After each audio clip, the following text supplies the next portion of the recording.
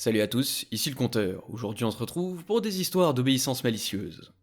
L'histoire suivante est postée par un compte qui a été supprimé. L'un des professeurs de ma faculté de droit était avocat commis d'office à Philadelphie, en Pennsylvanie, avant de venir travailler à mon école.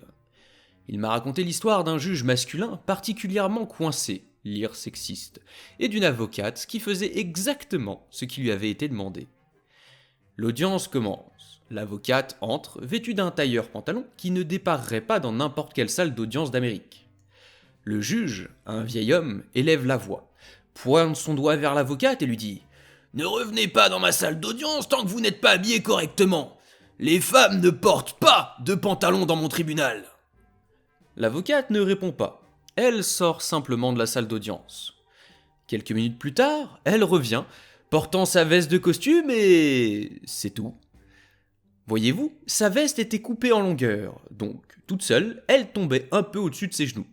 Elle est simplement entrée dans les toilettes, a enlevé son pantalon et est revenue au tribunal. Le juge n'a plus jamais appliqué la règle « les femmes ne peuvent pas porter de pantalon » dans sa salle d'audience. Et l'avocate, elle a pas moyen de coller un procès aux fesses du juge pour genre sexisme ? Ça serait pas mal, non ? On a une histoire rigolote dans les commentaires qui a été postée par FNDork. Une de mes anciennes collègues de travail avait une fille qui avait la mauvaise habitude d'écrire sur les murs.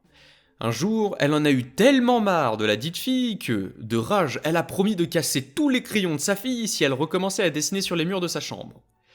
45 minutes très calmes plus tard, cela aurait dû être un signal d'alarme, elle a découvert que sa fille avait écrit sur toutes les surfaces de sa chambre, à l'exception des murs. Le lit, le cadre de lit, le matelas, la table de nuit, la commode, les fenêtres, les draps, la veilleuse, la lampe de chevet, l'abat-jour, le tapis, la bouche d'aération, les jouets, les livres, tout ! Cette petite fille a grandi et est devenue avocate.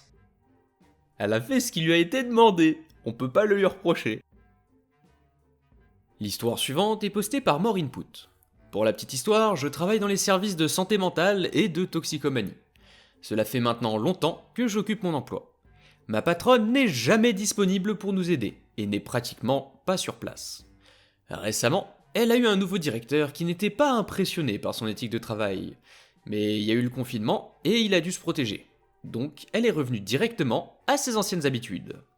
La patronne me demande souvent de faire son travail pour elle afin d'éviter qu'elle ne vienne, ce que je n'ai jamais refusé de faire jusqu'à récemment. J'ai eu une réunion avec ma patronne après un incident au travail où quelqu'un a essayé de m'agresser. J'ai dit à ma patronne que je ne me sentais pas soutenu par elle après l'incident parce qu'elle n'était pas présente et qu'elle n'a pas bien géré la situation par la suite. Au milieu de la réunion, la patronne me dit « Tu pourrais peut-être envisager un travail plus facile dans un autre service. » Quoi ? Pourquoi ? Eh bien, tu acceptes beaucoup de travail supplémentaire dont tu n'as pas besoin. Peut-être devrais-tu apprendre à dire non à tout ce travail. J'ai demandé s'il y avait quelque chose qui n'allait pas avec ma qualité de travail, si elle avait des préoccupations, etc. Et elle a dit non. 3 mois plus tard, 4 membres de l'équipe partent et 2 nouvelles personnes sont embauchées. Oh, Hopi, peux-tu initier les nouveaux arrivants dès leur premier jour ? Désolé patronne, c'est le travail d'un manager. Peux-tu compléter l'évaluation des risques d'incendie ? Désolé patronne, c'est le travail du manager. Au bout d'un moment, elle arrête de me demander des choses. Elle est en télétravail, mais je suis presque sûr qu'elle a dit à son directeur qu'elle était sur place pendant toute la durée du confinement. Mais la plupart du temps, ce n'est pas le cas. Puis un jour, un énorme incident éclate avec les résidents. Les services d'urgence sont appelés, etc. J'appelle ma patronne et je lui explique ce qui s'est passé. Hopi, peux-tu faire un suivi avec les services d'urgence, le personnel et les résidents concernés, et rédiger le rapport, et me l'envoyer directement s'il te plaît ? Désolé patronne, vous devriez venir pour gérer cela. Je ne suis pas un manager, ce n'est pas mon travail. Juste pour une fois, s'il te plaît. J'ai refusé de gérer l'incident. Il s'est avéré qu'elle rendait visite à un ami qui vivait sur la côte, alors qu'elle était censée être sur le site. Quelqu'un l'a accidentellement fait savoir à son supérieur lorsqu'il a signalé l'incident et qu'il n'y avait personne pour gérer. Puis, il m'a demandé de m'occuper de l'incident. J'ai expliqué que je ne pouvais pas, et que la patronne m'avait signalé que je prenais trop de travail. Une enquête complète a été lancée sur sa conduite et sa capacité à faire son travail. Le directeur me parle maintenant directement et me supervise. Il m'aide à postuler pour une promotion. La patronne est en congé en attendant l'enquête. Pour les personnes qui posent la question, oui, j'ai maintenant un poste de manager dans un nouveau service que j'ai contribué à créer. Mon ancienne manageuse est tombée malade pendant plusieurs semaines et n'est pas revenue depuis. Tu fais mon travail à ma place, mais si jamais tu te sens surchargé, tu devrais apprendre à dire non aux gens, sauf à moi bien entendu. L'histoire suivante est postée par Rook218. Au lycée, vers 2010, j'avais l'habitude de travailler la fermeture de Dunkin' Donuts le dimanche soir. Selon la politique de l'entreprise, je pouvais mettre en boîte 2 douzaines de donuts pour les ramener à la maison avant de jeter le reste. Une douzaine partait avec mon père au travail le matin, une autre m'accompagnait à l'école, plus précisément à mon cours d'espagnol qui était un groupe assez petit et assez soudé, ce qui a tendance à se produire lorsqu'une grande partie du travail de cours consiste à pratiquer des conversations les uns avec les autres. Cette habitude d'apporter des donuts tous les lundis a fait germer une idée dans la tête d'une de mes camarades de classe. Elle s'appelle Anne dans cette histoire. Puisque c'est si agréable d'avoir des donuts une fois par semaine, nous devrions organiser un goûter hebdomadaire où tout le monde pourrait apporter quelque chose. Ils ont décidé que ce serait le jeudi, et j'ai dit que je continuerais à apporter des donuts chaque semaine, le lundi, comme contribution. Tout le monde était d'accord, sauf Anne. Non, le jour de goûter était le jeudi, et si tu n'apportes rien au goûter du jeudi, alors tu n'es pas le bienvenu. J'étais assez énervé, mais qu'est-ce que je pouvais faire? Ce n'est qu'un seul goûter, une seule fois. Puis j'ai réfléchi, je devais seulement apporter une collation, pas quelque chose de sucré ou de délicieux ou même d'appétissant. Tant que c'était comestible, ça comptait. Lors de mon prochain quart de fermeture, j'ai pris une boîte de 12 vides supplémentaires. Je suis allé au magasin le mercredi soir et j'ai acheté un sac de 5 livres de pommes de terre, je les ai lavées, mises dans la boîte et j'ai déposé la boîte tôt le matin à mon cours d'espagnol pour que personne ne s'aperçoive de son contenu. Apparemment, les classes précédentes avaient vu la boîte posée sur une étagère et avaient dit à notre classe que nous avions des donuts. Tout le monde était ravi. Je les ai apportés et je les ai posés sur le projecteur, en faisant de mon mieux pour ne pas trahir le poids supplémentaire. Ils se sont tous précipités avec enthousiasme et c'est Anne elle-même qui a ouvert la boîte. Son expression dépitée s'est transformée en frustration. « Tu étais censé apporter un goûter aujourd'hui !» Je l'ai fait, et je me suis approché de la boîte en attrapant une pomme de terre, en mordant dedans tout en établissant un contact visuel direct avec elle. « Tu n'es pas obligé d'en prendre si tu ne veux pas !» Tout le monde est retourné à son bureau en traînant les pieds. Et Anne a essayé désespérément de trouver une excuse, mais elle ne venait pas. J'ai fini ma pomme de terre triomphalement, et j'ai ramené le reste à la maison, pour ma mère après l'école. La condition était remplie, et elle ne pouvait plus essayer de m'exclure du jour de goûter hebdomadaire. Tous les autres élèves de la classe qui pensaient qu'elle exagérait ont trouvé cette blague hilarante après avoir surmonté leur déception initiale. Ce que tu fais est génial, merci de l'avoir fait jusque-là, mais maintenant on va avoir un jour de goûter dans la semaine et il faudra respecter ce jour, même pour toi qui le fais depuis le début, et tu seras obligé d'en ramener au moins une fois, parce que sinon t'auras pas de goûter. Grognasse. L'histoire suivante est postée par Léa Leport. Il y a de nombreuses années, lorsque j'étais encore à l'école, j'ai eu un problème dans une de mes classes. Le garçon qui était assis derrière moi n'arrêtait pas d'essayer de défaire mon soutien-gorge. J'en ai eu assez et j'ai demandé si je pouvais changer de place. Le professeur a refusé, même après que je lui ai expliqué pourquoi. Il m'a dit « Les garçons seront des garçons, alors ignore-le ». Puis il m'a dit que si je m'asseyais pas et ne faisais pas mon travail, je devrais aller voir la directrice et lui expliquer exactement pourquoi est-ce que je perturbais le cours. Je suis resté debout et on m'a envoyé dehors. Je suis allé voir la directrice et j'ai tout expliqué comme le voulait le professeur. Cette directrice n'avait commencé à travailler à l'école que quelques mois auparavant et avait mis en place une politique selon laquelle les interférences avec les vêtements d'autrui n'étaient pas tolérées. C'était à cause des nombreuses filles qui s'étaient plaintes que les garçons touchaient à leur soutien-gorge et parfois même à leurs sous-vêtements. La directrice de l'école était très mécontente, surtout à propos de la phrase « Les garçons seront des garçons », et elle m'a raccompagné en classe et m'a dit de m'asseoir où je voulais. Elle a ensuite demandé à l'enseignant et au garçon de sortir avec elle. Le professeur est revenu 15 minutes plus tard et s'est excusé auprès de moi. Je pense que c'est la directrice qui l'a forcé, car il n'avait pas l'air content et il m'a consciencieusement ignoré à chaque cours pendant une quinzaine de jours. Le garçon n'est pas revenu en classe, et lors de l'assemblée de l'après-midi, tout le monde a appris qu'il avait été suspendu pendant 3 jours pour ce qu'il avait fait. C'était sans doute un peu déplacé de voir à quel point j'étais satisfaite du résultat final. Je n'ai plus jamais entendu ce professeur renvoyer quelqu'un chez la directrice. Cette phrase « les garçons sont des garçons », c'est à utiliser dans un contexte quand ils font un truc stupide pour s'amuser entre eux, pas quand ils sont en train d'harceler quelqu'un. L'histoire suivante est postée par Clintosaurus Rex. Il y a environ 10 ans, ma petite amie de l'époque, aujourd'hui ma femme, et moi avons déménagé de l'appartement où nous étions pour nos études universitaires afin de nous installer dans un appartement près de l'endroit où nous avions l'intention de commencer notre carrière. Je dis que c'était un appartement, mais c'était en fait le sous-sol d'une maison que la propriétaire avait séparée pour créer 2 appartements à louer. L'endroit était un peu minable, mais le loyer n'était pas cher pour le quartier et nous étions proches de notre travail. Tout s'est bien passé pendant quelques mois, mais le seul endroit où nous pouvions nous garer était la rue devant la maison. Le couple qui louait l'appartement à l'étage avait droit au garage et à l'allée. Ils payaient plus cher que nous. Mais ma voiture a reçu quelques contraventions pour s'être garée dans la rue. Je suppose qu'un flic à la noix devait atteindre son quota. Et la voiture de ma copine a été percutée par un chauffard. Il fallait que ces bêtises cessent. Alors nous avons envoyé un mail à la propriétaire, son moyen de communication préféré, pour lui demander s'il y avait un endroit sûr où nous pouvions nous garer. Elle a répondu « Garez-vous où vous voulez ». Nous avions remarqué que nos voisins du dessus évitaient généralement l'allée pour se garer dans le jardin avant. Ils étaient horriblement paresseux. Alors nous nous sommes dit que ce serait un bon endroit pour nous aussi. Nous nous sommes garés dans le jardin avant le reste de l'année. Nous nous sommes dit que ce serait la fin de l'histoire. Nous avons terminé notre bail, laissé l'endroit en meilleur état que nous l'avions trouvé et demandé à récupérer notre dépôt de garantie de 1500$. Quelques semaines plus tard, nous avons reçu un chèque de 700$. C'est quoi ce bazar ? Comme il n'y avait pas d'explication, nous en avons demandé une à la propriétaire, qui nous a répondu que le montant déduit servait à refaire la pelouse, sous prétexte que le stationnement l'avait endommagé. Or, c'est moi qui ai coupé l'herbe de cette maison lorsque nous y avons séjourné, et je savais donc très bien que la pelouse était davantage composée de mauvaises herbes et de trous que d'herbes. Imaginez la savane africaine au milieu de l'été. Personne n'avait jamais levé le petit doigt pour aménager la propriété, mais la propriétaire voulait vendre la maison une fois les baux terminés, et elle pensait qu'elle pourrait demander au locataire de payer pour une belle pelouse toute neuve. Je me suis plaint à la propriétaire, elle s'en moque. J'ai déposé une plainte auprès du service du logement, ils n'ont rien fait.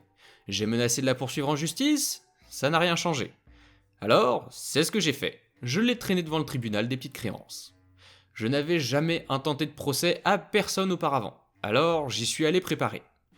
J'ai pris des photos de tout le jardin avant. La zone que nous avions endommagée était en fait l'une des meilleures parcelles de gazon, même si elle présentait une petite ornière que mes pneus avaient creusée lorsque le jardin était boueux en été. J'ai obtenu des témoignages de nos voisins du dessus et de l'autre côté de la rue. Plus important encore, j'ai imprimé le mail où la propriétaire nous disait de nous garer n'importe où. Nous demandions 1800$ pour couvrir les frais de justice et le fait que nous manquions tous les deux une journée de travail, en plus de la totalité du dépôt de garantie. Lors de la médiation, nous avons dit que nous nous arrangerions pour 1400$, mais elle devait penser qu'elle avait raison, parce qu'elle a refusé d'offrir 1 centime de plus que le chèque original de 700$ que nous n'avions jamais encaissé. Lorsque nous nous sommes retrouvés devant le juge, il était assez clair qu'elle n'avait aucune preuve, qu'elle n'avait rien préparé et qu'elle supposait simplement que nous, les enfants, allions nous vautrer. Nous ne nous sommes pas découragés. Nous avons mis tout ce que nous avions devant le juge et avons fait notre demande. Il était impressionné. Il nous a arrêtés lorsque nous lui avons montré le mail pour demander à la propriétaire « Vous leur avez vraiment dit de se garer où ils voulaient ?» Lorsqu'elle a répondu « Oui », le juge a répliqué « Alors de quel problème parlons-nous ?» Et c'est tout. Nous avons obtenu l'entièreté de ce que l'on réclamait, et cette grognasse a dû payer pour refaire sa propre pelouse.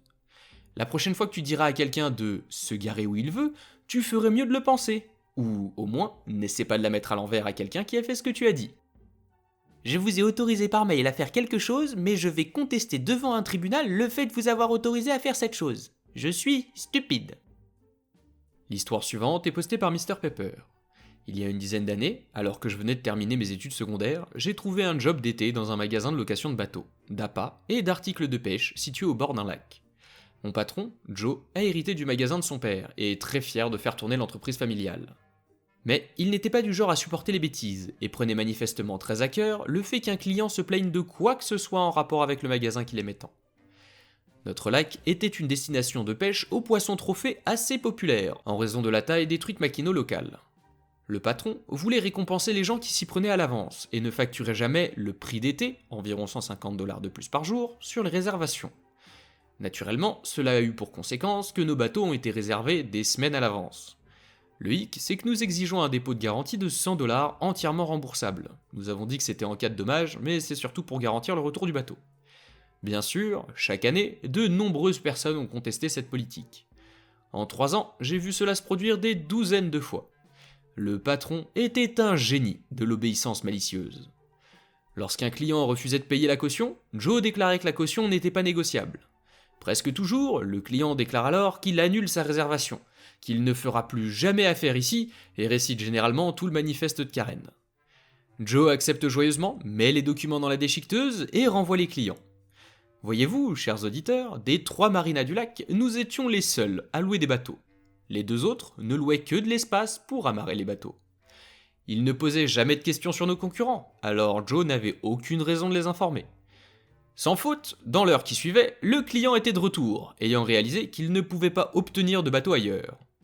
En général, à ce moment-là, il y a du monde, ce qui signifie que je réponds bruyamment à des questions sur la location de bateaux pour d'autres clients, et que les copains de pêche ou les enfants impatients de l'ex-client pénible lui mettent la pression pour prendre le bateau. À contre-cœur, ils demandent leur bateau. Joe feignait l'inquiétude et leur disait que, malheureusement, tous les bateaux étaient réservés depuis des semaines et que nous ne pouvions donc pas répondre aux demandes de location sans réservation. Mais par chance, nous avions eu une annulation plus tôt dans la journée. Comme ils n'ont pas de réservation, nous devons leur facturer le prix des vacances d'été. Oh, et pour votre information, nous exigeons un dépôt de garantie de 100$, entièrement remboursable pour toutes les locations. J'espère que ça vous va. Opi a posté un petit edit. Clarification, parce que cela revient souvent dans les commentaires. Les clients ont été informés de l'exigence de dépôt lorsqu'ils ont fait la réservation, mais ils n'ont pas eu besoin de payer quoi que ce soit jusqu'au jour de la location. Nous n'avons pas exigé de dépôt à l'avance pour garantir la réservation, mais nous avons honoré la réservation jusqu'à midi si aucun paiement n'avait été reçu, ce dont nous les avons également informés. La plupart des gens ont choisi de payer le jour même. Il est vite revenu sur sa parole, le client. Il avait pas dit qu'il ferait plus jamais affaire avec ce service de location de bateau ? L'histoire suivante est postée par Bertol. J'étais juste un client, mais bordel. J'avais réservé une chambre d'hôtel pour 2 nuits, auprès d'une chaîne hôtelière 5 étoiles bien connue. J'avais pris la chambre la plus petite, la moins chère, avec 2 lits doubles, probablement même situés en dessous du parking. C'était à peu près la seule chambre disponible, il fallait donc s'en contenter. Environ 1 mois plus tard, j'arrive avec mon pote pour déposer nos affaires dans la chambre afin de pouvoir sortir, tant que le soleil est encore levé. Dans le hall d'entrée, il y a un groupe de 200 personnes qui crient tout en même temps sur les 2 femmes qui s'occupent de la réception. Après quelques minutes et nous être dit qu'on allait stocker nos affaires ailleurs, la réceptionniste nous remarque, car nous ne faisions clairement pas partie de l'énorme groupe, et elle nous fait signe de passer devant le groupe et commence à s'occuper de notre enregistrement. Elle nous demande poliment de remplir les formulaires de voyage pendant qu'elle vérifie ma réservation. Je la remercie et tente d'engager une conversation agréable sur tel ou tel sujet, en complimentant leur uniforme et l'hôtel, et en essayant d'améliorer l'ambiance pourrie que la foule en colère a générée. Pendant que nous remplissons les formulaires, l'homme en colère à côté de nous, qui était apparemment le chef de la foule du hall, n'arrête pas de crier fort. « J'exige que vous réserviez une chambre supplémentaire avec 2 lits doubles. Nous avons eu un ajout tardif à notre voyage et ils ont besoin d'une chambre avec 2 lits doubles. Compris ? Et tout de suite, bordel !» Apparemment, la dispute dure depuis un moment déjà. Elle tente d'intervenir, mais elle est interrompue. « Je me fiche que votre stupide hôtel soit plein. C'est votre travail de nous donner un endroit où dormir, stupide femme. Donnez-moi une autre chambre et des lits doubles. N'essayez rien d'autre. Je ne suis intéressé par rien d'autre. Espèce d'idiote. Je me demande comment vous pouvez garder votre emploi si vous n'êtes même pas capable de trouver une chambre. » Chaque fois que la réceptionniste essaie de parler à l'homme en colère, il l'interrompt grossièrement en criant de plus en plus fort. La seule chose que je puisse faire, c'est de continuer à sourire aux dames avec sympathie. Nous n'avons pas de lit double, mais nous avons... Je ne veux pas le savoir, il suffit de faire son travail et d'appuyer sur les boutons pour que tout se passe bien. Vous devez être mentalement lent, n'est-ce pas ? 2 lits doubles, c'est trop difficile pour vous ? Les employés se regardent l'une l'autre d'un air fatigué. Mais soudain, une ampoule s'allume au-dessus de leur tête. Elles discutent un moment dans leur langue maternelle, tout en pointant leurs écrans, puis me disent « Nos excuses, monsieur, mais malheureusement nous n'avons pas la chambre avec 2 lits doubles que vous aviez réservée. Comme vous le voyez, nous sommes un peu pleins aujourd'hui, tout en faisant un geste vers la foule dans le hall. Mon cœur se serre un peu, jusqu'à ce qu'elle poursuive. Donc, comme nous sommes complets, la seule chambre que nous puissions vous offrir est la suite exécutive au 24e étage, évidemment sans frais supplémentaires. Malheureusement, elle ne dispose pas de 2 lits doubles. » Elle regarde l'homme en colère dans les yeux et poursuit. Mais il y a 4 lits king size, chacun avec sa propre salle de bain. L'homme en colère se tait et nous regarde fixement. Sa bouche bouge comme celle d'un poisson hors de l'eau. Tout en me regardant à nouveau, elle continue. J'espère que vous accepterez le surclassement gratuit avec nos excuses les plus sincères au nom de la direction de l'hôtel. Et bien sûr, tout le service de chambre est gratuit, y compris les rafraîchissements disponibles dans la cuisine et le bar de la suite. Et toutes les installations VIP de l'hôtel sont à votre disposition 24 heures sur 24, 7 jours sur 7. Profitez de votre séjour et faites-nous savoir si nous pouvons faire quoi que ce soit pour rendre votre séjour plus confortable. Elle fait tinter une petite cloche et le bagagiste prend nos sacs tout en faisant un geste vers l'ascenseur séparé et sophistiqué qui se trouve sur le côté. Je suis tellement choqué que je ne peux que marmonner un petit merci et suivre le bagagiste. Pendant que nous nous dirigeons vers l'ascenseur, la réceptionniste explique à l'homme en colère. « Monsieur, j'ai le plaisir de vous informer que nous avons pu nous arranger pour avoir une chambre simple avec 2 lits doubles, disponible pour accueillir vos invités supplémentaires. La somme de 199 € sera ajoutée à votre facture. » L'homme reprend ses esprits et les cris reprennent. « C'est quoi ce bordel? Je ne veux pas d'une chambre simple avec des lits doubles. Je veux aussi une suite exécutive gratuite. Pourquoi ces empaffés ont-ils droit à une suite et moi à une chambre simple? C'est inacceptable. Pourquoi avez-vous donné ma meilleure chambre à ces 2 pédales plutôt qu'à moi ?» Elle a maintenant un ton beaucoup plus autoritaire et elle répond. Malheureusement, monsieur, notre suite exécutive gratuite n'est pas disponible, elle est déjà réservée. J'ai essayé de vous proposer une chambre avec lit king size, mais vous n'en avez pas voulu. Allez-vous donc prendre la chambre simple ou non? Je ne peux pas dire avec précision ce qui s'est dit ensuite, mais je suis certain que l'homme a proféré de nombreux jurons et d'autres insultes dans sa langue maternelle. Tout ce que j'ai, c'est ce sourire d'1,50 m. Le bagagiste ferme les portes de l'ascenseur et nous emmène en haut. Une demi-heure plus tard, lorsque nous sortons pour visiter la ville, le hall a été libéré. Nous nous rendons à la réception pour remercier les 2 réceptionnistes et leur donner un bon pourboire que nous pouvons facilement économiser grâce au service d'étage gratuit au lieu du restaurant coûteux de l'hôtel. Malheureusement, notre emploi du temps ne nous permet pas de profiter beaucoup des services VIP gratuits de l'hôtel. C'était une expérience formidable pour nous, et je m'en souviens encore clairement, après un long moment. Cette réceptionniste a malicieusement obéi à l'homme en colère. Admettons qu'il n'y ait eu aucune chambre de disponible. L'homme, il s'attendait à quoi? Que parce qu'il crie, elle sorte une scie, un marteau et des clous et qu'elle construise une chambre en moins de 2 heures pour que ça puisse accommoder les invités? L'histoire suivante est postée par Nixter125. J'adore cuisiner et mon mari adore manger. Tout le monde y gagne, n'est-ce pas? En plus, j'aime lui servir son repas pendant qu'il se détend. C'est comme ça que j'ai été élevé et ça me va très bien. Un jour, je me prépare une glace maison. J'adore sa texture, sa saveur, tout ce qu'elle contient. Mon mari passe juste à côté et me voit manger. Alors il dit « Je vais prendre de la glace » et s'assoit dans le salon. Elle était juste là.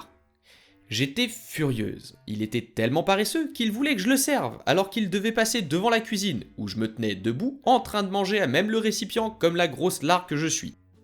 C'est l'heure de l'obéissance malicieuse. J'attrape un bol et le remplis. « Tu veux des garnitures ?» Il me répond en criant « Bien sûr que oui, je veux des garnitures !» Il n'est pas méchant, il est juste excité. Je prépare ce bol de glace avec tout ce qu'il aime. Sirop de chocolat, filet de caramel, crème fouettée maison, cerise au marasquin, pas la moindre idée de ce que c'est, cacahuètes concassées et même une banane coupée en tranches pour en faire un incroyable banana split. Après avoir rempli l'énorme bol de glace, je prends 2 cuillères et j'en mets une dans le bol.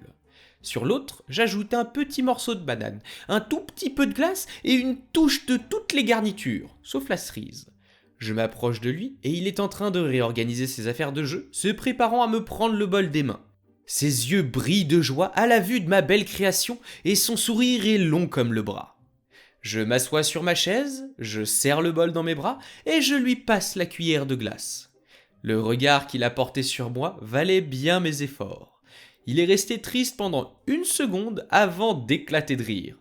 Il a reconnu qu'il était feignant, m'a remercié d'avoir préparé la glace, puis s'est levé et s'est préparé un bol. Nous en rions encore des mois plus tard, et il se met en 4 pour me servir plus souvent maintenant.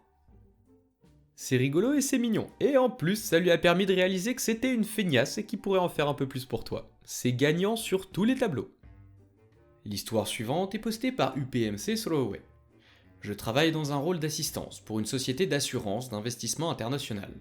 Au cours des 6 derniers mois, j'ai perdu de nombreuses soirées et week-ends en raison de problèmes professionnels inattendus, sans recevoir le moindre remerciement ni la moindre compensation financière. Par exemple, on m'appelle à 21h30 pour me demander si je peux me connecter alors que j'ai rejoint des amis pour boire un verre. Lorsqu'un contrat nécessite une assistance en dehors de travail, un supplément est censé être payé pour être de garde, avec un paiement supplémentaire si l'on vous demande de travailler réellement. Mon contrat est basé sur un salaire annuel, ce qui signifie que du travail supplémentaire peut être exigé sans rémunération ou heures supplémentaires s'il est considéré comme habituel ou connu à l'avance. Ce point est important. Toutefois, le travail que l'on m'a demandé d'effectuer les week-ends et les soirs n'est pas du travail comme d'habitude. Le travail comme d'habitude, c'est quand tout fonctionne. Si quelque chose ne va pas, quelqu'un doit intervenir pour le réparer et ce n'est plus du travail comme d'habitude. J'espère que cela a du sens. Il y a quelques mois, j'ai discuté avec mon supérieur de la possibilité d'être payé pour être de garde.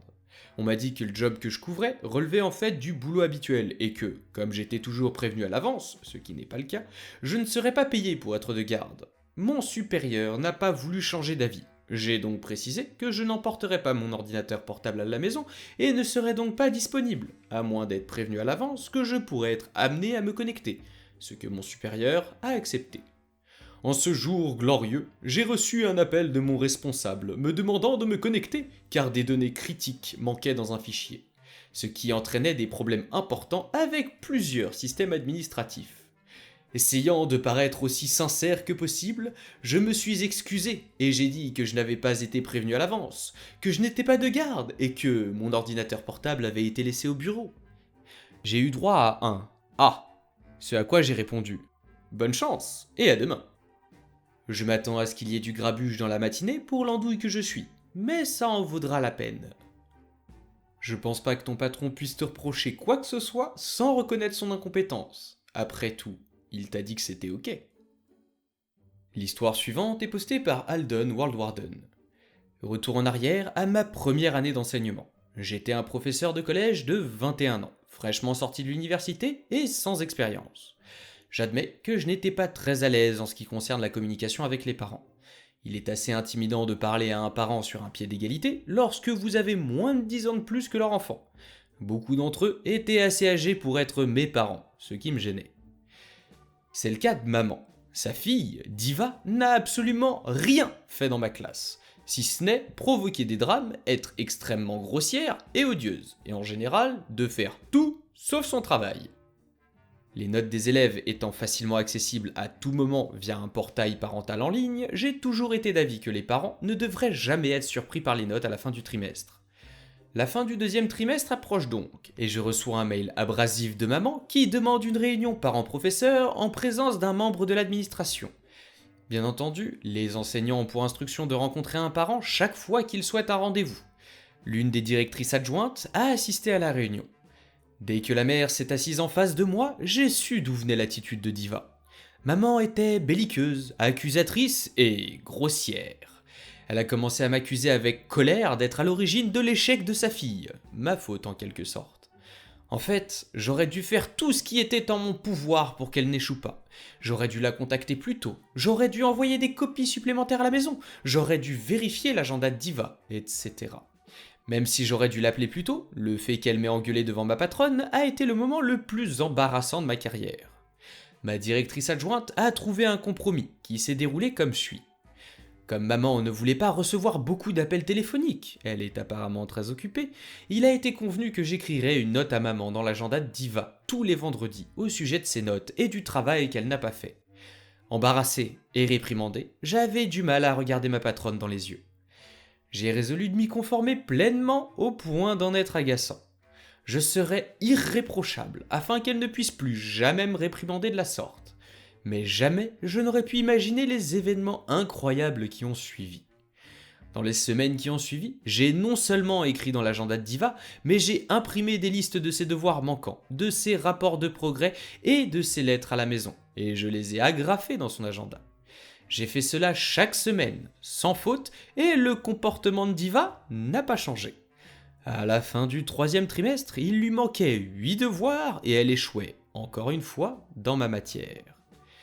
Et préparez-vous, je reçois un mail de maman qui demande une réunion parents-professeurs en présence d'un membre de l'administration.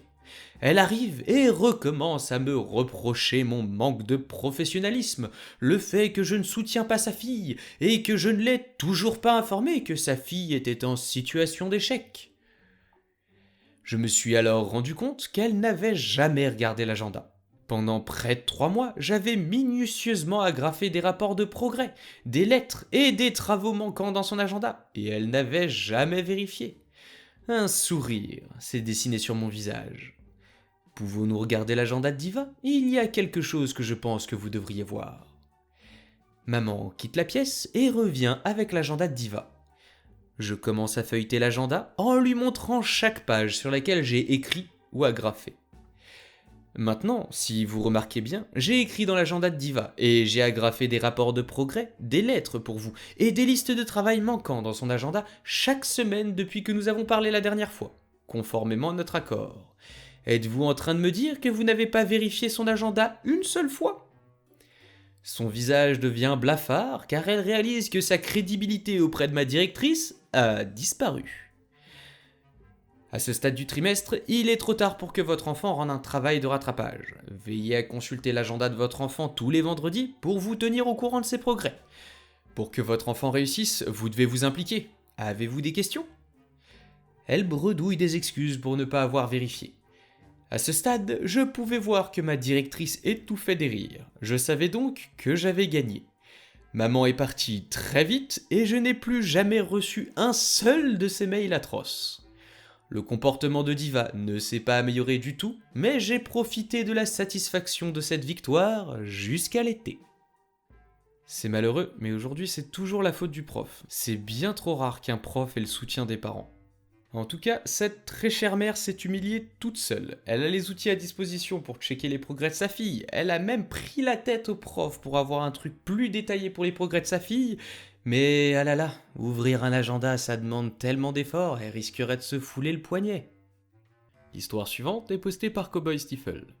J'allais acheter une voiture chez un petit concessionnaire de voitures d'occasion. Nous avons convenu d'un prix et d'un jour de rencontre. Le matin, il l'a vendue sous mes yeux juste avant que je sois là, sans appel de courtoisie, ni SMS ou quoi que ce soit d'autre. J'ai écrit un avis précis de mon expérience avec le concessionnaire en ligne. Quelques jours plus tard, il m'appelle et me menace d'un procès en prétendant que mon avis est diffamatoire. Il m'a prévenu que tous ceux qui avaient donné un avis d'1 étoile avaient été poursuivis pour diffamation et avaient dû payer les frais de justice et retirer leur avis. Il m'a dit que si je modifiais mon avis, tout irait bien dans le meilleur des mondes et qu'il ne me poursuivrait pas en justice. J'ai accepté et j'ai modifié mon avis en précisant qu'il m'avait menacé au téléphone d'intenter un procès parce que j'avais écrit un avis négatif et que mon avis était 100% exact par rapport à l'expérience que j'avais vécue.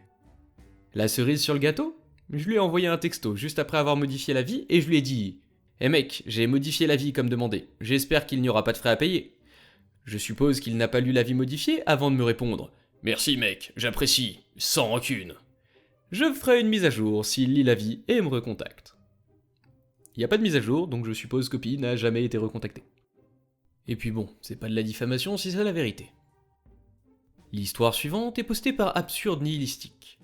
Contexte. Je travaillais au service clientèle pour la banque depuis environ 18 mois, la plupart du temps dans des équipes d'après-midi. Mais la banque avait récemment adopté un modèle de service à la clientèle fonctionnant 24/24, de sorte que même si la majeure partie de la banque était fermée, sièges, réclamations, crédits, etc., nous étions toujours ouverts. Le casting de cette histoire, c'est moi, le manager de nuit, le client, ainsi que le responsable des relations clients et de la fidélisation. Laissez-moi planter le décor. Il est environ 22h, en milieu de semaine. Les lumières fluorescentes clignotent au-dessus de ma tête. Le tableau d'affichage est vide et je compte littéralement les secondes restantes de mon service, prêt à rentrer chez moi. Un appel téléphonique apparaît sur mon écran. Je me dis « Eh flûte, on m'appelle toujours juste avant que je termine ». J'adopte alors ma meilleure voix de service client. « Bonjour, merci d'avoir appelé la banque. Vous êtes en train de parler à Opi. Comment puis-je vous aider ?» Je n'entends rien d'autre que du vide, alors je commence à répéter. « Bonjour, vous êtes en train de parler avec », quand j'entends le ton de voix et les mots que tout employé d'un centre d'appel a entendu un jour ou l'autre. Cela vous permet de savoir que vous êtes sur le point de passer un excellent appel. Mais pas du tout. Oui, je suis là. Bon sang, qu'est-ce qui vous prend autant de temps pour répondre? Qu'est-ce que vous faites? Comme indiqué précédemment, il n'y avait pas d'appel sur le tableau. Ce client n'a pas fait la queue. Il aurait composé le numéro, serait passé par le SVI, serveur vocal interactif, pour entrer son numéro de client et son code PIN, avant d'être mis en relation avec moi. Maximum 60 secondes. J'essaie alors de ne pas l'agacer davantage et de me débarrasser de lui aussi vite que possible pour pouvoir rentrer chez moi. Oh, désolé, notre système n'affiche pas de file d'attente, mais je suis désolé que vous ayez dû attendre. Que puis-je faire pour vous ce soir ?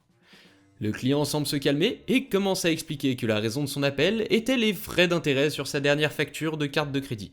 Il était persuadé qu'il s'agit d'une erreur, car « Je paie toujours mes factures à temps, et je n'aime pas payer ces suceurs de sang plus qu'il ne le faut. » Charmant, je sais. Je l'ai donc mis en attente pour consulter son compte. J'ai commencé à regarder l'historique des paiements, les dates d'échéance et de réception des paiements, les soldes, etc. Ensuite, j'ai rapidement consulté les notes d'interaction du client. C'est là que la banque enregistre tous les contacts avec le client, ainsi que les exonérations de frais, les taux d'intérêt spéciaux, etc. Et j'ai vu une série intéressante de notes laissées par mes collègues indiquant des choses comme le client a indiqué que les intérêts avaient été facturés parce que le paiement intégral n'avait pas été reçu à la date d'échéance. Le client a menacé de fermer tous ses comptes à la banque. Le directeur a approuvé l'exonération des intérêts. Des notes de ce type se sont succédées pendant des mois, jusqu'à ce qu'une note du responsable des relations avec la clientèle et de la fidélisation stipule que si le client menace de clôturer ses comptes pour obtenir une exonération de frais, d'intérêts ou d'autres charges, veuillez traiter immédiatement la demande. Aucune exonération n'est autorisée. J'étais un peu choqué, car d'habitude la banque fait beaucoup pour garder ses clients existants. Comme ils nous l'ont dit en formation, il est moins cher de garder un client que d'en gagner un nouveau. J'appelle donc mon manager de nuit pour qu'il lise les notes et l'informe que j'ai l'impression que le client va demander une nouvelle exonération d'intérêt. Mon manager de nuit, très cool, m'a répondu « Si c'est le cas, fais ce que dit la note ». Durée totale de l'attente, environ 2 minutes.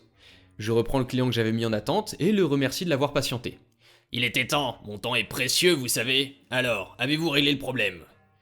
Je commence à lui expliquer que les frais d'intérêt sont valables parce qu'il n'a pas payé son solde avant la date d'échéance. Il pète les plombs.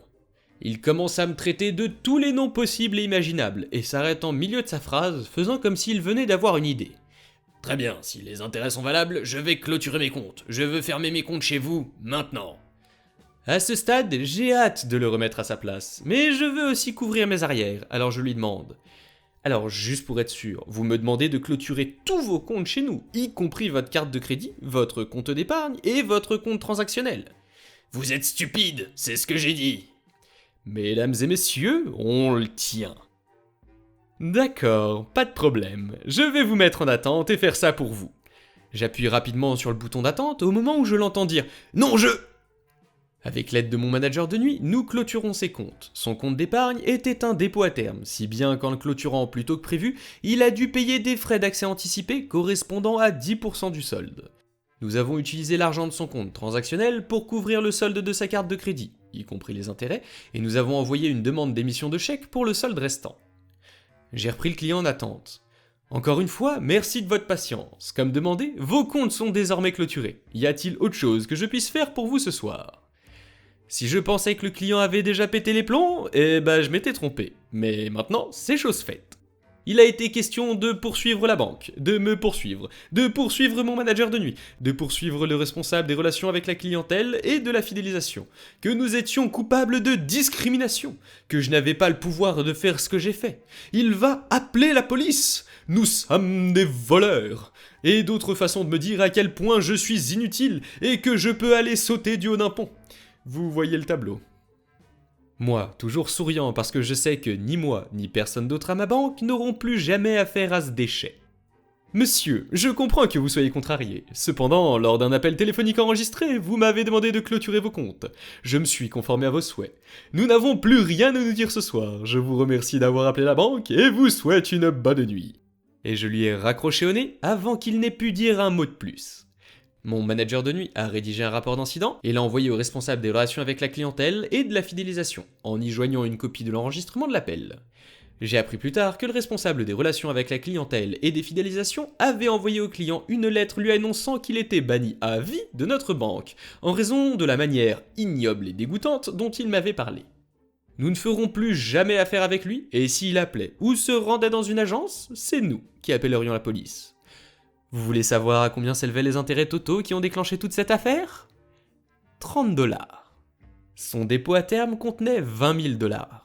Il s'est coûté 2 000 $ en frais d'accès anticipés parce qu'il pensait pouvoir jouer au plus malin pour ne pas avoir à payer 30 $ d'intérêt. Le mec, c'est quand même le gars du genre à faire « Ouais, si je parle mal aux gens, ils feront les choses que je demande plus vite et correctement !» Non, en fait, c'est plutôt l'inverse. Quand tu parles mal à des gens, ils ont pas envie de t'arranger.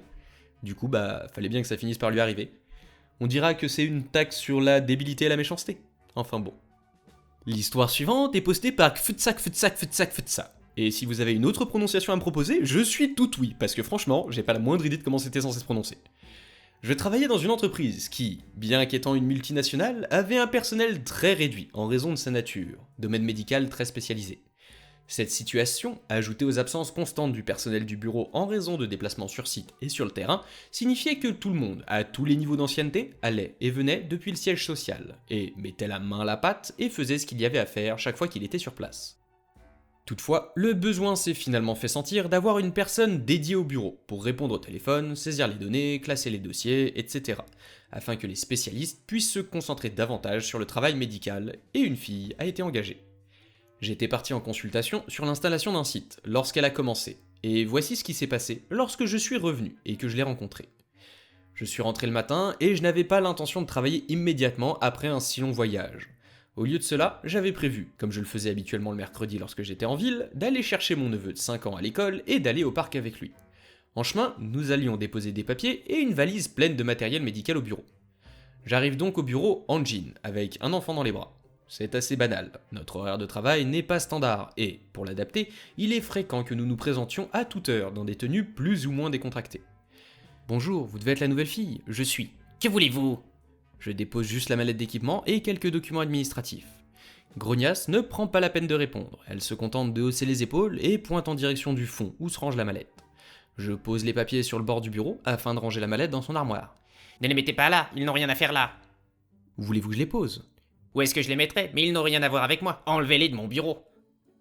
Je prends une grande inspiration, me souviens qu'elle n'a aucun moyen de savoir qui je suis ou mon rôle dans l'entreprise. En fait, ces documents doivent être entrés dans l'ordinateur, alors dois-je simplement vous les donner ou avez-vous un endroit où je dois les poser ?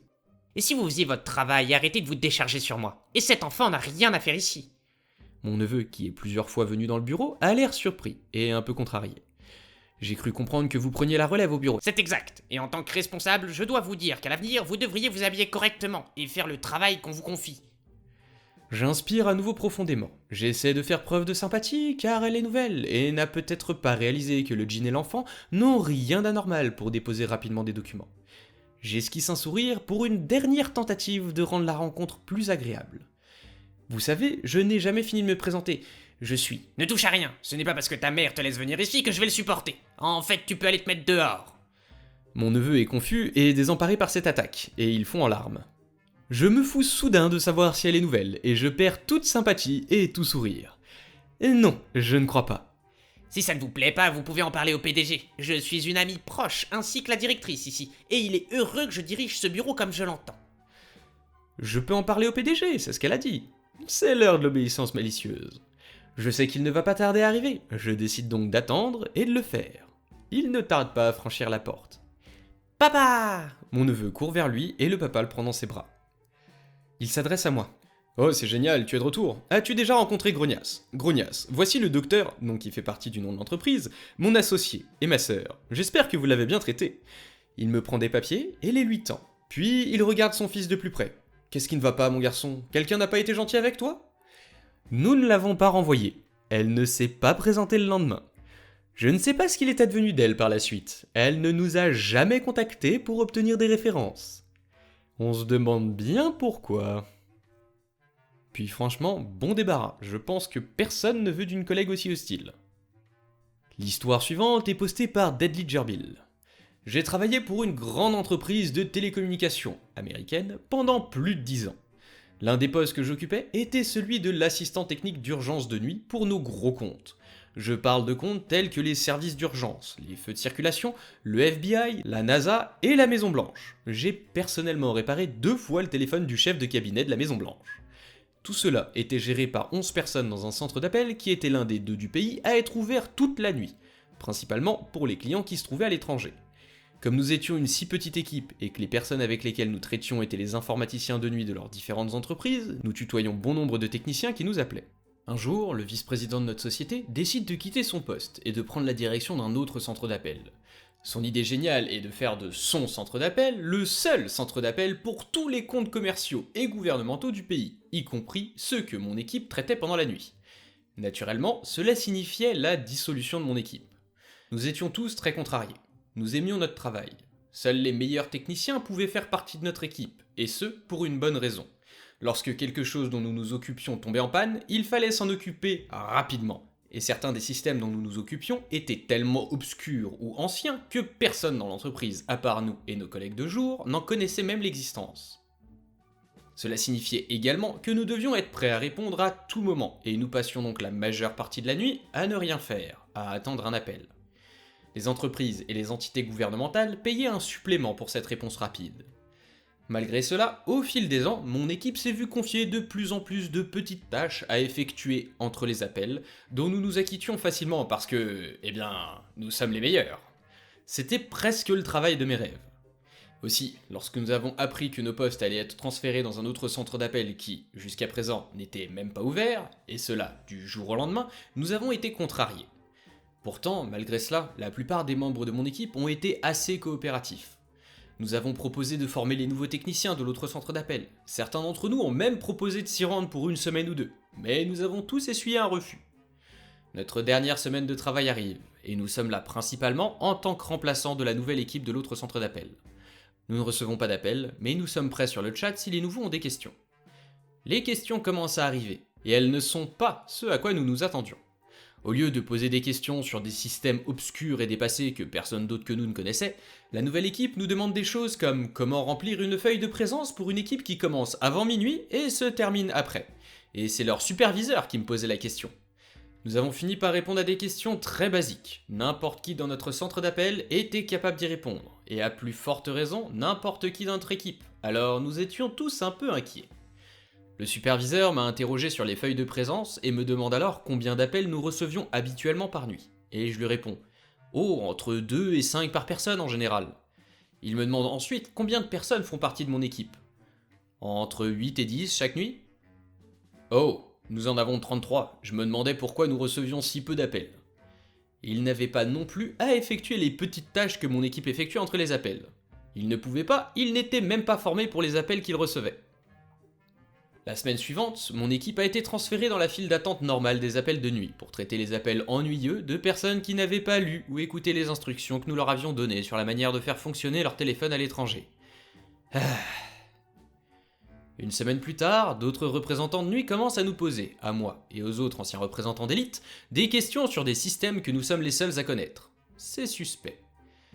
Quelques jours plus tard, on me transfère un appel, et c'est l'un des informaticiens de nuit des grands comptes. Je lui demande comment il a réussi à me joindre, et il me répond que le premier interlocuteur qu'il a eu l'a transféré vers moi. Il s'est avéré, bien sûr, que les représentants non formés du nouveau centre d'appel ne l'étaient toujours pas, et qu'ils se contentaient de déverser les appels dans la file d'attente générale de mon centre d'appel, en espérant que, parmi la 60aine de techniciens qui y travaillent, celui qui décrocherait ferait partie de l'ancienne équipe des grands comptes.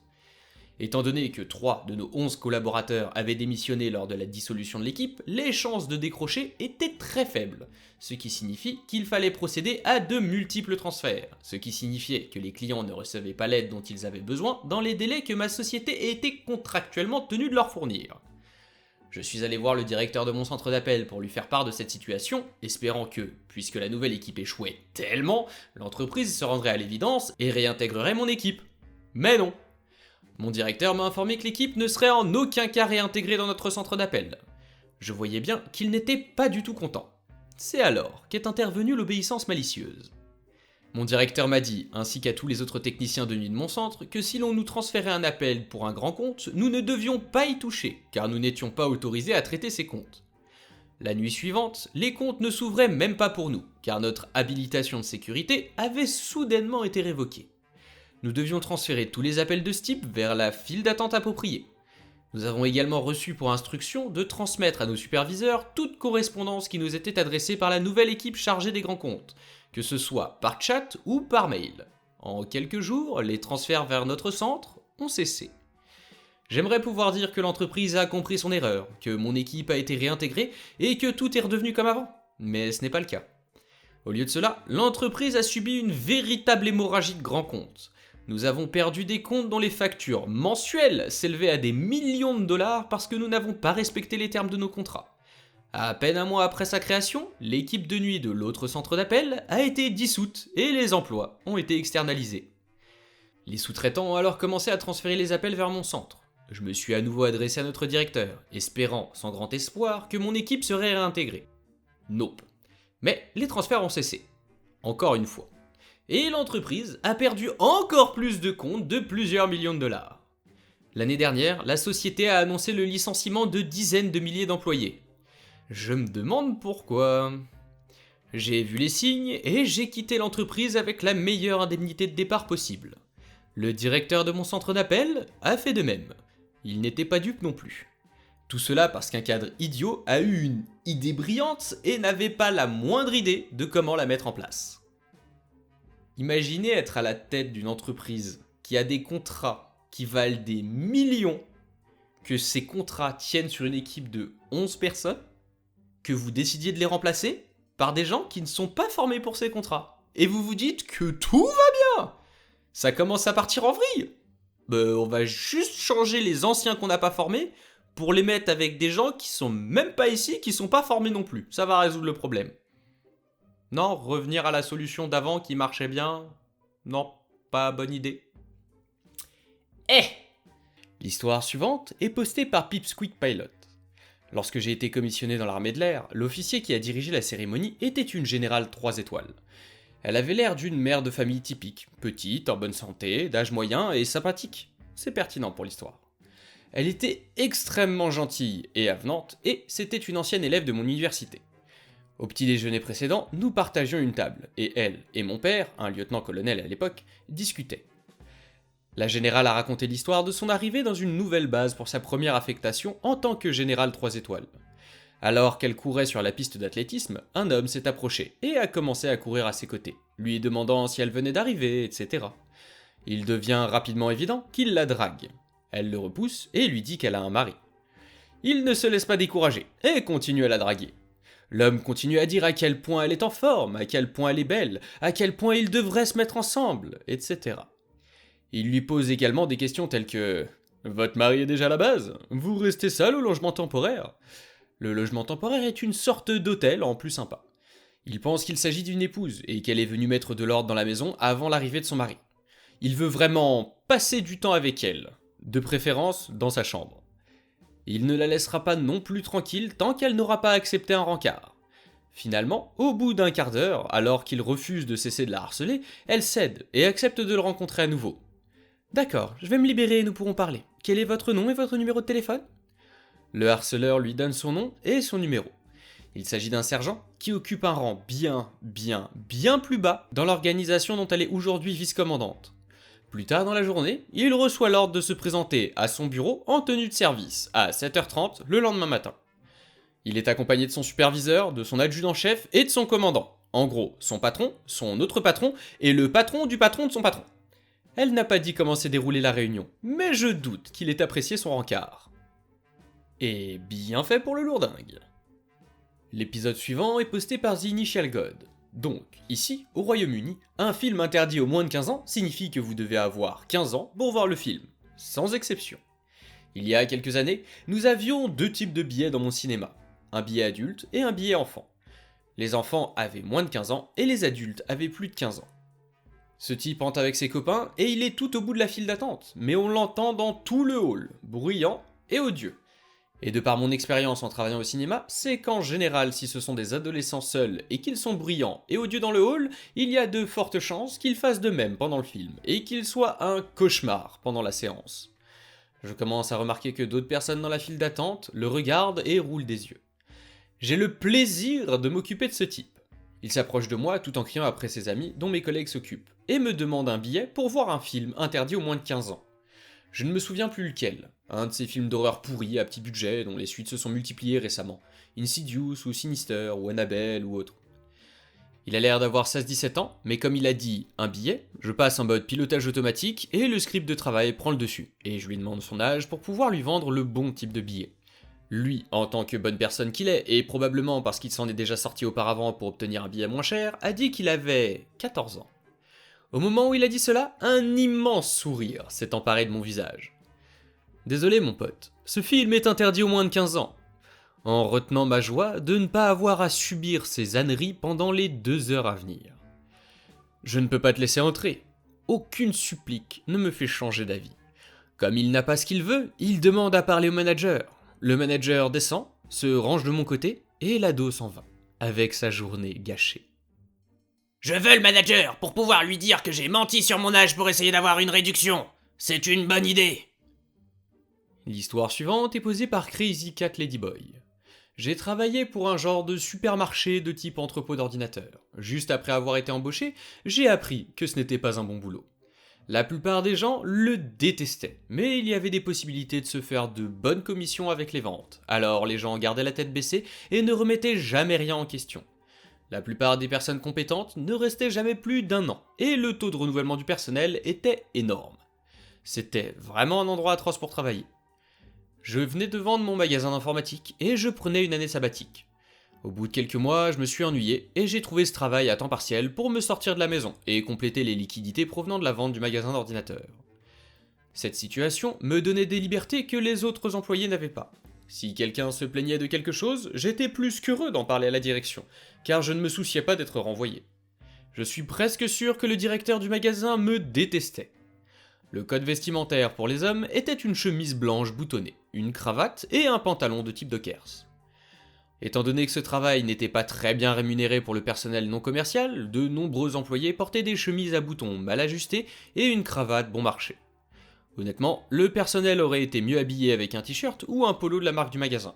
Mais comme ce magasin était incroyablement radin, cela leur aurait coûté en frais généraux, ce qui est hors de question.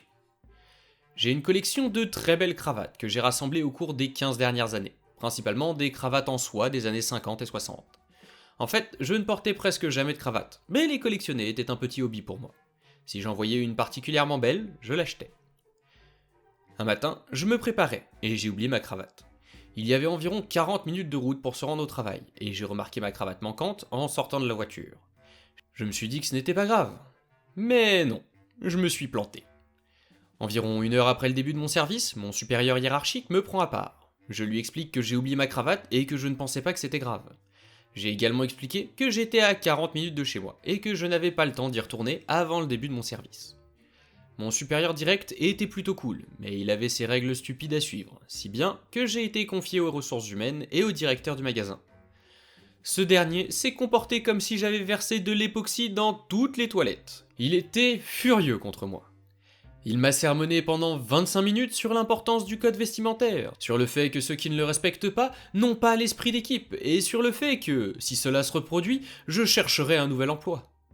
Il m'a même fait lire la section du manuel de l'employé sur le code vestimentaire, pour que je le connaisse et que je puisse le suivre à la lettre. Tout cela pour une cravate. J'ai eu un avertissement et j'ai été renvoyé chez moi pour aller chercher ma cravate. Comme j'étais à 40 minutes de chez moi, je suis allé dans un magasin local, j'ai acheté une cravate bon marché et j'ai traîné dans un café pendant 1 heure. Ce week-end-là, je suis allé faire du shopping dans les friperies. J'ai passé la journée à visiter toutes les friperies que j'ai pu trouver. J'ai trouvé les cravates les plus laides, les plus larges et les plus minables qui soient. D'énormes cravates couleur vomi des années 1970. D'affreuses cravates vertes couleur avocat, aussi grandes qu'une bavette de homard. Des motifs qui faisaient saigner les yeux. Des atrocités en polyester que le temps a oubliées. J'ai également acheté des cravates de Noël avec le Père Noël et des couronnes à fleurs. C'était l'été. Pour couronner le tout, j'ai acheté d'horribles chemises blanches à boutons surdimensionnés, dont certaines étaient d'un blanc cassé qui les rendait presque sales. Le lendemain, au travail, je suis passé du type qui avait l'air plutôt bien habillé à quelqu'un qui avait l'air de s'être échappé d'un service psychiatrique des années 70. Mon supérieur hiérarchique m'a vu et s'est mis à rire. Il a compris. Il m'a simplement donné une tape dans le dos et je me suis remis au travail. Le directeur du magasin m'a vu plus tard dans la journée et n'était pas content. Mais il n'y avait aucune formulation dans les directives pour les employés sur le fait que les cravates devaient rester dans les limites du raisonnable ou que les chemises devaient être ajustées. Il n'a rien pu faire. Je suis sûr qu'il pensait que ce n'était qu'un saut d'humeur pour la journée. Malheureusement, il avait tort. Mes cravates n'ont fait qu'aller de mal en pis au fur et à mesure que je les découvrais dans les friperies et les vides-greniers au cours des semaines suivantes. Je les nouais courtes ou inégales, de sorte que l'arrière pendait plus bas que l'avant. Je faisais un triple nœud à 4 mains pour qu'il ait l'air faux et de travers. J'en ai trouvé tellement que j'ai commencé à donner ces horribles cravates à d'autres personnes, et en l'espace de quelques semaines, un quart des employés de mon service avaient l'air complètement ridicule. J'ai fini par démissionner environ un mois plus tard. Lors de mon dernier jour de travail, j'ai distribué toutes mes atrocités à toutes les personnes que je connaissais au travail afin de perpétuer l'héritage de ma cravate. Et c'est ainsi que la légende du magasin avec les employés les plus mal habillés commença. Ah, il a dû s'en mordre les doigts. Entre avoir un employé qui une fois n'a pas de cravate parce qu'il l'a oublié et te retrouver avec un quart de tes employés qui portent des cravates absolument immondes, je pense que le choix aurait dû être vite fait. Mais il pouvait pas savoir, il voit pas l'avenir, et ça lui apprendra. L'histoire suivante est postée par Totochrone 1. Voici l'histoire de mon ancien employeur. Je travaille dans le nord-est des États-Unis et mon employeur de l'époque était une très petite entreprise. Patron et 5 employés, dans une industrie très spécifique, où 90% de notre travail était sur des sites de construction, et trouver une personne bien qualifiée dans cette industrie très spécifique est une chose très difficile à faire. Mon patron était le genre de patron que tous les employés détestent. Il faisait des économies dans tous les sens, au détriment de la qualité, afin de maintenir les frais généraux à un niveau bas. En outre, il surbookait constamment. Il signait par exemple des contrats pour 6 projets au cours de la même semaine, en sachant parfaitement qu'il n'y avait que 5 employés. Ce qui obligeait les employés à travailler 14 heures par jour, voire plus. Ce qui est vraiment pénible quand on est salarié, on n'est pas payé pour les heures sup. Son pire trait, et de loin, était d'approuver les congés, puis de vous appeler ou de vous envoyer un SMS pendant vos congés pour vous demander si vous accepteriez de travailler une journée ou d'écourter vos vacances. Parfois, il vous demandait même de reporter vos congés à la semaine ou au mois suivant, lorsque la charge de travail s'allégerait. Indice, elle ne s'est jamais allégée, en raison de son surbooking constant. Après avoir travaillé dans cette entreprise pendant 6 ans, je me suis habitué à tous les désagréments susmentionnés. Mais les choses ont changé. Mon fils est né. Dans les mois qui ont précédé sa naissance, j'ai clairement indiqué que je prendrais un congé sans solde de 5 semaines à son arrivée. L'état dans lequel nous vivons permet aux nouveaux parents de prendre jusqu'à 8 semaines de congé sans solde. J'ai dit à mon patron que je savais que 8 semaines représentaient une pression énorme pour une si petite entreprise, et que j'étais donc prêt à prendre 5 semaines, mais que ces 5 semaines seraient complètement hors réseau. C'est-à-dire que je ne veux pas être appelé, pas recevoir de SMS, et que si vous me demandez de faire quoi que ce soit en rapport avec le travail, la réponse sera non. Alors ne vous en donnez pas la peine. Je passerai du temps avec ma famille. Il était d'accord à 100%. Avance rapide jusqu'à la naissance de mon fils. Il est né un vendredi, et après un court séjour dans l'unité de soins intensifs néonatale, ne vous inquiétez pas, il va bien, il a été libéré le lundi, et nous l'avons ramené à la maison. Mardi matin, oui, le lendemain, je me suis réveillé avec un appel en absence, un mail et 3 textos de mon patron me demandant de le rappeler au plus vite. Pour des raisons qui me sont encore inconnues à ce jour, je le rappelle, et il me dit qu'il y a une petite urgence. En langage codé, il a foiré le planning, et il y a une tâche sur laquelle personne n'est affecté. Et me demande si je pourrais peut-être venir travailler ce jour-là, et peut-être travailler quelques jours de plus cette semaine, jusqu'à ce qu'il trouve quelqu'un pour me remplacer. J'ai pété un câble. J'ai littéralement senti quelque chose dans mon cou se briser, et je me suis lancé dans une attaque verbale contre lui dont je me sens encore mal aujourd'hui, 1 an plus tard. J'ai terminé ma diatribe en m'excusant, même si c'était une erreur de sa part de m'appeler dans cette situation. Ce n'était pas du tout professionnel de ma part de lui dire ce que j'ai dit. Manifestement, il n'était pas très fan de ce que je lui avais dit, et après avoir lui-même fulminé, il a fini par prononcer les phrases qui ont rendu toute cette histoire possible. Il m'a dit « Tu as un bon travail dans cette entreprise, ce dont la plupart des gens de ton âge seraient reconnaissants. Je serais impressionné si tu pouvais trouver un meilleur emploi dans ce domaine, parce que je fais ce métier depuis 30 ans, et je sais à quel point cette industrie est petite, et crois-moi, les bons emplois comme le tien ne se présentent pas très souvent. Pense-y !» Nous avons mis fin à l'appel, et j'ai fait ce qu'il m'a dit. J'y ai réfléchi. Après avoir réfléchi pendant environ 30 secondes, je me suis levé du lit, je me suis assis devant mon ordinateur, et j'ai commencé à consulter les offres d'emploi. 5 semaines plus tard, mon congé a pris fin, et le premier jour de mon retour, je suis arrivé au travail, je suis entré dans le bureau de mon patron, et je lui ai tendu un papier. « Qu'est-ce que c'est ?» J'ai pensé à ce que vous m'avez dit, à savoir que vous seriez vraiment impressionné si je trouvais un meilleur emploi que celui que j'occupe ici. C'est ce que j'ai fait. Mon patron lit ce que je lui ai remis. une offre d'emploi d'un concurrent pour le même travail que celui que j'effectuais. Mais un salaire supérieur de 25%, une semaine supplémentaire de congés payés par rapport à ce que j'avais, et une stipulation selon laquelle la politique de l'entreprise est que les heures de travail sont plafonnées à 8 heures par jour. Ce qui signifie qu'une fois que j'ai atteint 8 heures de travail, je plie bagage et je laisse tomber jusqu'au lendemain. Sans exception.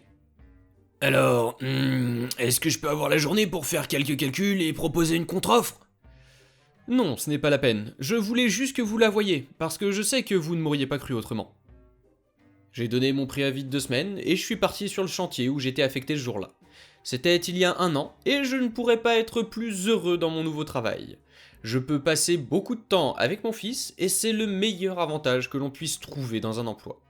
Pour tous les patrons et managers, ne vous foutez pas de vos employés, surtout les bons. Traitez-les comme vous voudriez être traités. La plupart des employés ne quittent pas leur travail. Ils quittent leur patron. C'est marrant, c'est souvent aux employés de fournir un effort, tu sais, un petit plus pour lequel tu seras pas payé, hein, mais juste un petit plus, tu vois, histoire de... tu montres que tu travailles bien, tu vois. Mais pourquoi est-ce que l'entreprise, elle fournit pas ce petit plus aussi, tu vois, genre, tu bosses et on fait « Ah, merci d'avoir travaillé, tiens, voici de l'argent supplémentaire pour le travail que tu as effectué. » Ou même un truc où on te file un petit plus parce que t'as fait du bon boulot, t'as bien fait une tâche, même si c'est dans ton contrat de base, tu vois, c'est genre vraiment, t'as bien fait ton boulot, c'est du bon travail, bien propre et tout, on aime. C'est tout pour aujourd'hui, alors si la vidéo vous a plu, pensez à laisser un like et n'hésitez pas à la partager, j'ai besoin de vous pour faire grandir la chaîne, sans oublier de vous abonner si c'est pas déjà fait, et d'activer la cloche pour pas rater les prochaines. Laissez un commentaire, je les lis tous. Les plateformes de soutien sont en description si certains veulent soutenir la chaîne financièrement. C'était le compteur, on se retrouve bientôt pour de nouvelles histoires.